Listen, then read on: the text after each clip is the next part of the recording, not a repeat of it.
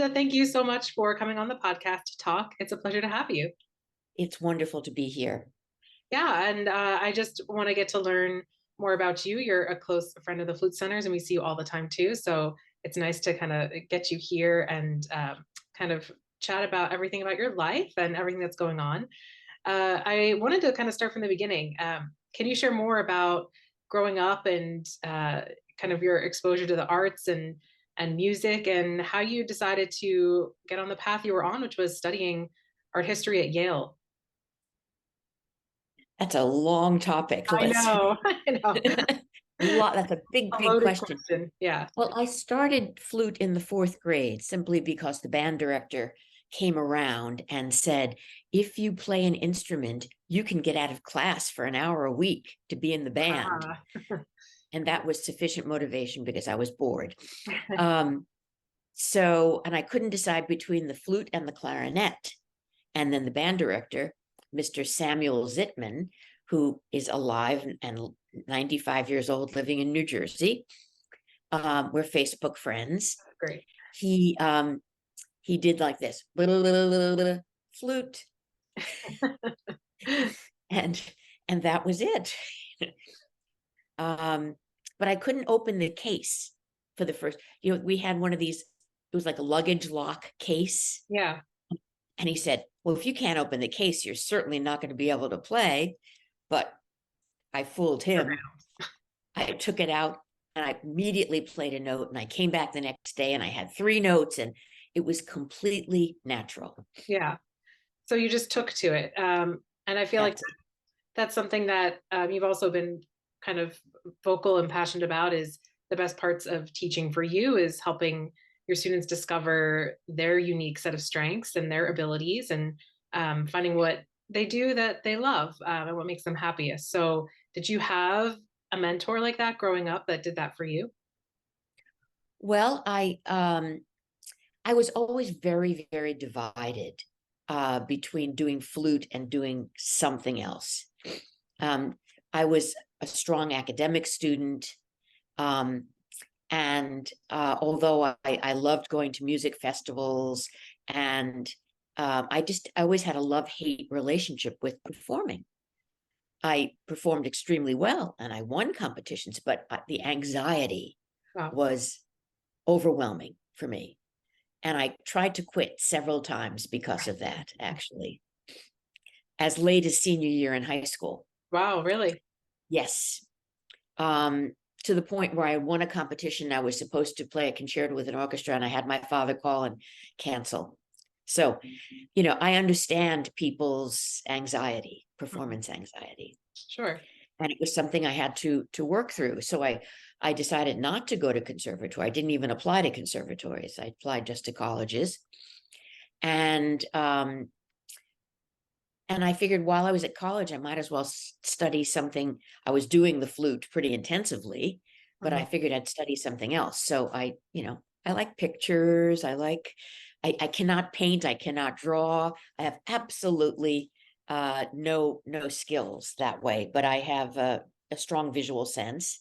And it was very appealing to me as a way to study art in context, in a social context, which also kind of fed into my music. Sure, of course. Yeah. So and I always tied it in. Whenever I was studying, I was always write a paper. And I even did a senior exhibit I was a senior project at the Yale Art Gallery called Theater Life in Paris, 1880 to 1900, featuring lithographed covers that were in the collection of the Yale Art Gallery. And even then, I was always interested in kind of multidisciplinary kind of things. So I said, well, why are we just looking at the covers? We should hear the music. And the director of the art gallery said, no, we don't do that.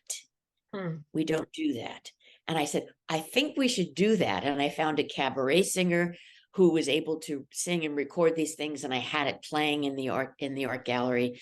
And I did some walks and talks and performances, and it was really fun. So did you have kind of like a change of heart at some point where you wanted to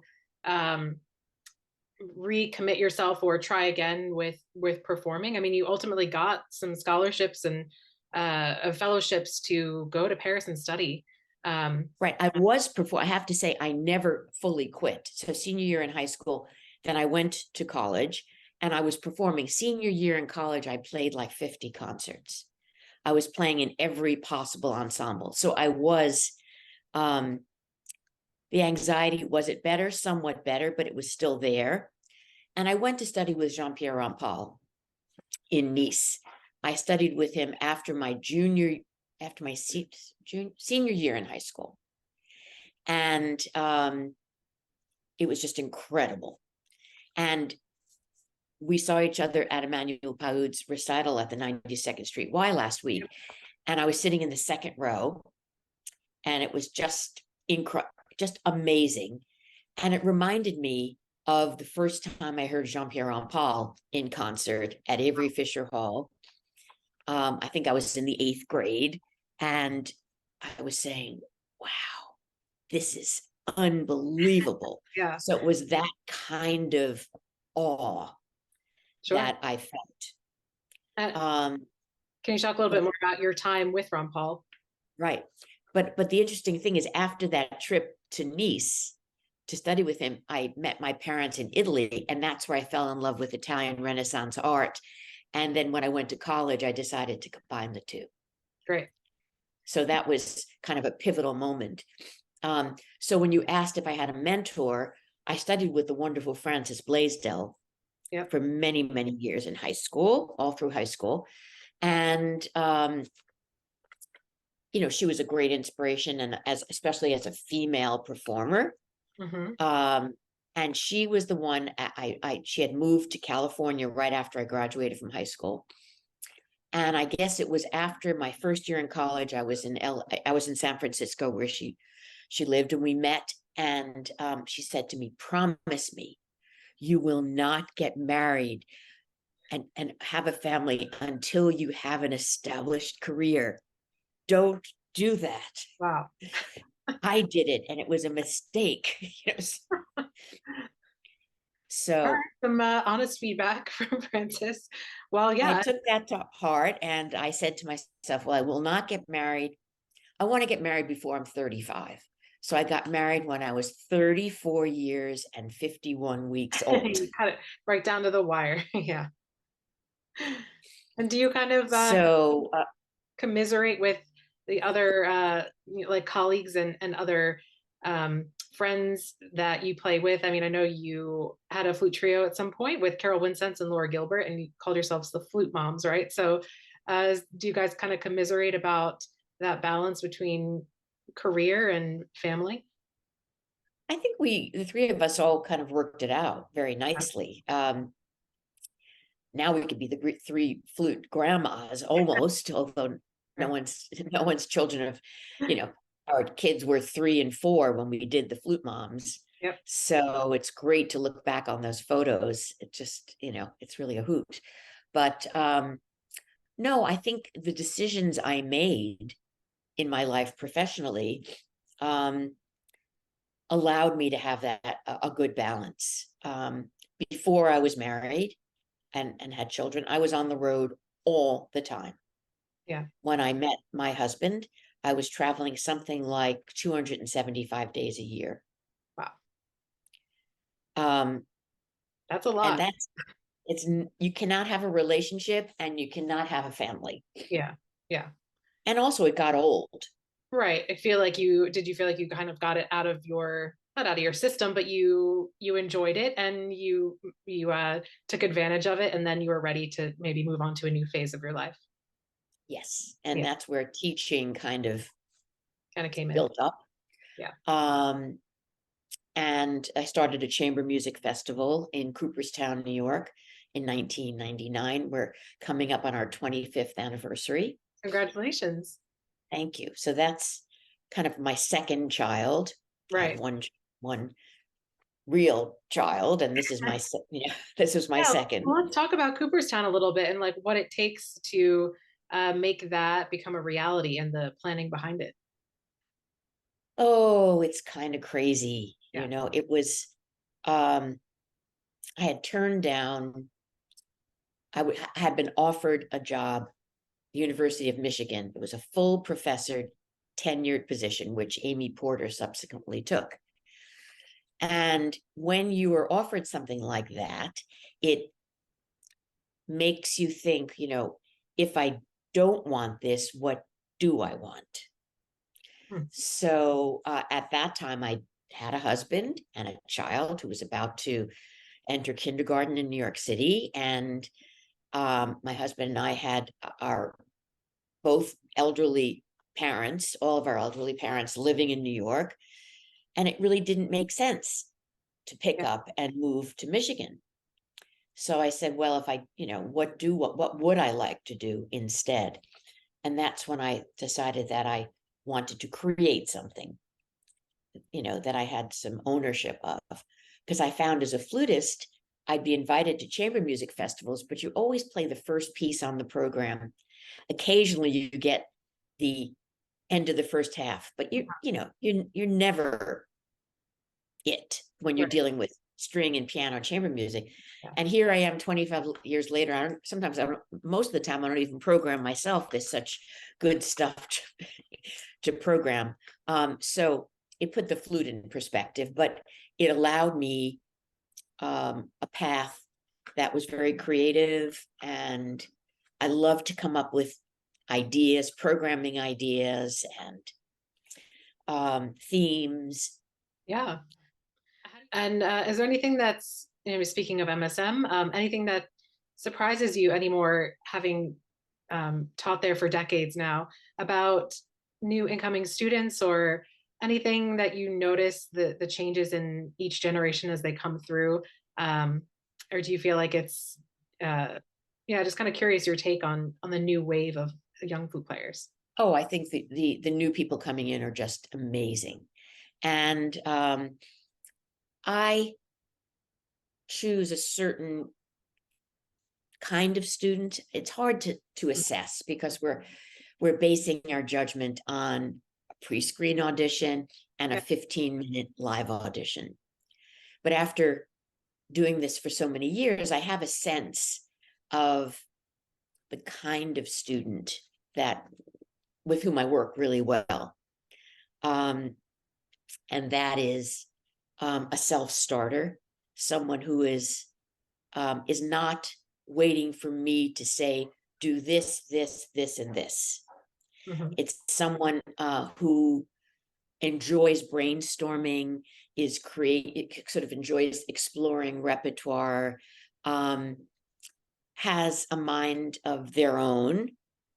I don't like somebody who's super resistant to my ideas, but I always say, if they're doing something very differently, I try not to have a my way or the highway approach. Mm-hmm. I prefer to say, is this a choice, or is this kind of autopilot, or is this something you just heard and copied? And if someone feels very strongly that it's a musical choice, I'll say, convince me. Right. And if I'm convinced, I say, go with it. So I enjoy that kind of exchange. I don't like I always say to my students, I'll meet you 50-50. Meet me halfway. Yeah. And you bring your energy and you bring your passion, and I will meet that. Right. And was the recruitment process a little bit difficult during COVID, and making sure you could find the right fit when a lot of stuff was not in person? Was that a little bit of an extra challenge? What happened when we went to auditions online, I mean, with video recorded auditions, not live, but mm-hmm. all video recorded, is that it became extremely difficult to assess professionally recorded auditions. The auditions that people did in their bedroom, in their kitchen, in their bathroom, they were kind of honest. You could sort of tell how the person played. But sometimes when people would go into a studio, first of all, many times they were at too much of a distance. So you really couldn't tell, was it really this person playing? Because the fingers were so far away, you couldn't see the syncing. Also, there was a lot of reverb on many of these recordings. So as a result, many of the professionally recorded auditions ended up sounding the same. Interesting. And when the faculty came together, we said, here are 5 auditions, and we really can't distinguish one from the other. Huh. So what we did is we actually invited the people who were being seriously considered for admission to do a quick live Zoom, so we could actually hear them play. Yeah. Yeah. And was So that revealing? it totally changed everything. Wow. Yeah. Talk a little bit more about a newer class too that you launched more recently beyond the excerpts, and why you felt like this was an important thing to add into the curriculum for every flutist and every musician. Or every woodwind player. We basically, since we couldn't during the pandemic have large ensembles to speak of, we created this module that's called Beyond the Excerpt, and we have Michael Parloff teaches the flute version of it, and we have other members of the Metropolitan Opera and the New York Phil teaching the other sections, and it focuses each session on 1 or 2 main excerpts, but you don't just learn the little snippet, you learn the entire work and the context, and you need to write a little, a few paragraphs about which performance appealed to you and why. Mm-hmm. So it just basically illuminates the experience from just this learning and practicing these excerpts kind of in a compulsive way, and and allowing people to kind of understand the context a bit better. Yeah. What's funny is that if you kind of Google your name and you read about all your accomplishments and read more about yourself online, there's lots of things that come up, and we can kind of do a full circle now back to France. But there's a lot of things that come up about you being kind of the paragon of the French school of playing, just your fluency, the elegance on the flute. And I know you kind of consider yourself a little bit of a Francophile, right? So do you feel that way? And do you feel like your kind of appreciation for just the arts in general too, and your background with that has kind of made you lean in that direction? Yeah, I'm definitely a Francophile. And actually, my daughter lives in Paris. Oh, And she's lovely. been living in Paris since July 2019. And she speaks French much better than I ever did or ever will. So I'm back and forth quite a lot, of course, to visit her. So I definitely feel a very strong attachment to France and to French culture and French food. Yeah. And yeah, and it was a remarkable experience. It was such a long time ago, but Mhm. it's great that I can kind of go back and And see relive some friends memories. Yeah. and What's one big memory either with Rampal or just being in France that you really hold near and dear? oh, there's so many. Oh my goodness. But some are terrifying. Like what? Um like the concours, when people say, what is the concours of the Paris Conservatory? I would say, talk about someone who has experienced performance anxiety. Mhm. The day of the concours of the end of the year, the big end of the year competition, a month before, you were given the imposed piece, and this would be le morceau de concours, like we have all the French books from morceau de Yep. concours. And it was written and published and available 1 month out. And then we were given the program as well, for everybody played the same thing for the end of the year exam. And my year, it was the second and third movement of the Romberg Flute Concerto. And the new piece was by Pierre Petit. It was called 15, after Rampal's address, 15 Avenue de Mozart. And it had 15 low C fortissimo notes, whole notes, and what else did I have to do? I think it was a Paganini Caprice number 24. Yeah, so And heavy lifting there. Yeah. you would walk out into a major hall. Rampal was turning pages for the pianist. In the balcony was the esteemed jury, Michel Debost, Maxence Larieux, Peter Lucas Graf. I mean, everybody was there. Wow. And the administrator, fonctionnaire, would come out and they would announce your name and they would say, candidate numéro 3, Chesis, Linda, 22 ans, 10 mois, 3 jours. 22 years, 10 months, 3 days. Yeah. Étrangère, foreigner, just in case people didn't know. And then you would walk on and there wouldn't be applause. And it was a full house. Very strange. Very And uncomfortable. you just had to play. And then it's over. And Yeah. then you have to wait until the end of the day to find out if you received a first prize. And if so, which position of the first prize, a second prize, or nothing. Mm-hmm. If you received a first prize, you're finished with that degree at the Conservatoire. And then you go on with your life and you get a job or whatever. If you get a second prize, you must go back to school for the year to try again. And you had 2 chances to try for the first prize. And if you got nothing, your education was nil. You were finished and it was as if it never happened. Yeah. Just a little bit of pressure. Right. And so what was that like, waiting for the results? Oh, I think I got drunk. I think I went. The only thing to do. Yeah. Yeah.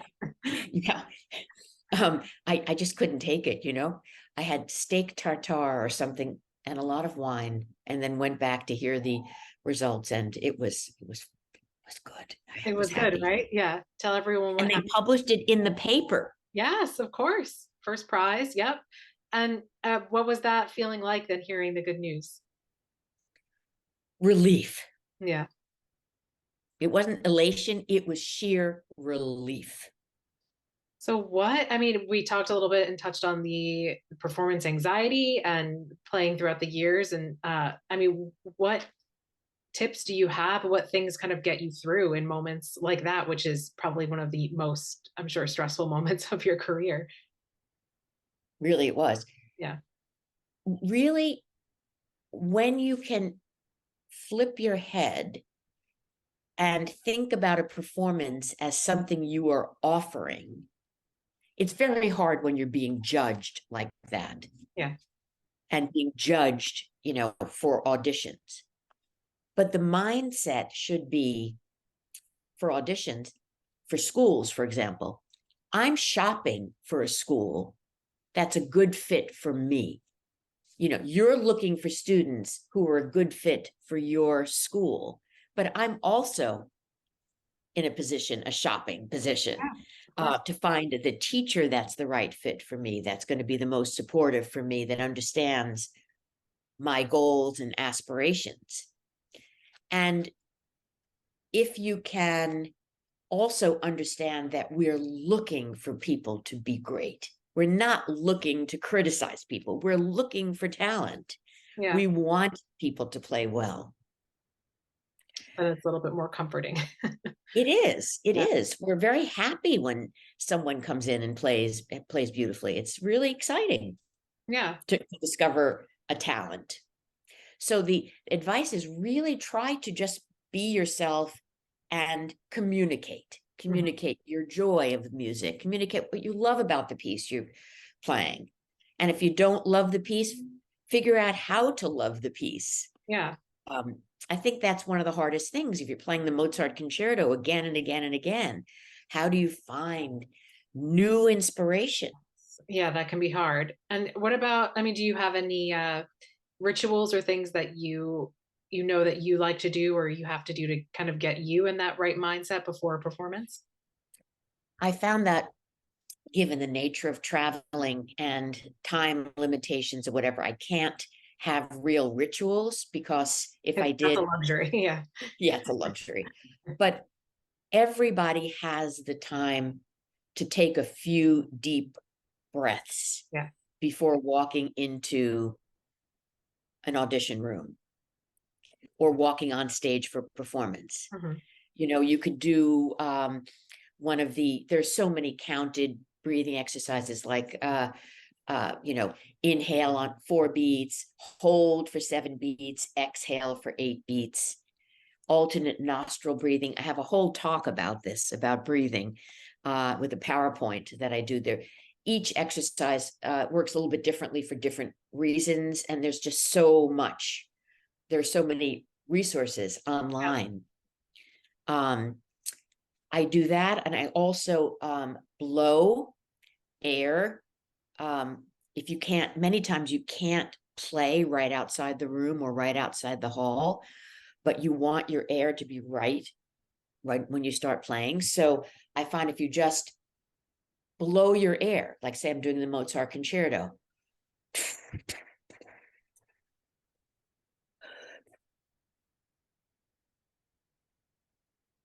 when I put my flute up, my air already is warm. Mhm. You know, my flute is cold, Right. but blow into you. But I find that I can get the air moving more quickly. Yeah. I also do buzzing.